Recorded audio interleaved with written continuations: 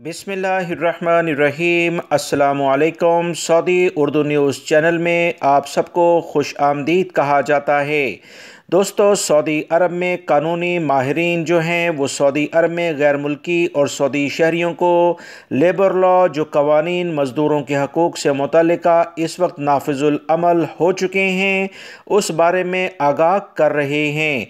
अहम तरीन कानूनी माहिरीन ने बताया है कि कोई भी कंपनी या कफ़ील किसी भी मुलाजमीन के दरमियान अगर इम्तियाज़ी सलूक सिर्फ़ इस बुनियाद पर करता है कि वो उनकी कौमियत से मुतल्लिका है, कौमियत की बुनियाद पर, मर्द और औरत होने की बुनियाद पर, उम्र के लिहाज से या किसी भी और वजह से ऐसे इश्तिहार मुलाजमत के लिए देता है या मुलाजमत इख्तियार करने के बाद अपने वर्कर के दरमियान इम्तियाज़ी सलूक करता है, इसे लेबर कवानीन के आर्टिकल 3 की खुली खिलाफवर्जी समझा जाएगा।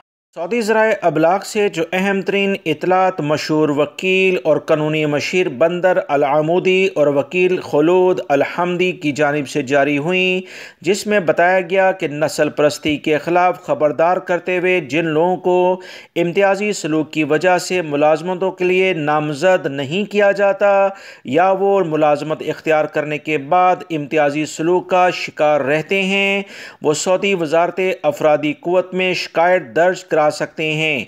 इंसानी वसाइल और समाजी तरक्की इसके अलावा जो भी लेबर कोड है उसमें वो केस कर सकते हैं। ऐसी कंपनियों और कफ़ीलों के ख़िलाफ़ इम्तियाज़ी सलूक इख्तियार करने की बुनियाद पर सख्त कवानीन के मुताबिक कार्रवाई की जाएगी।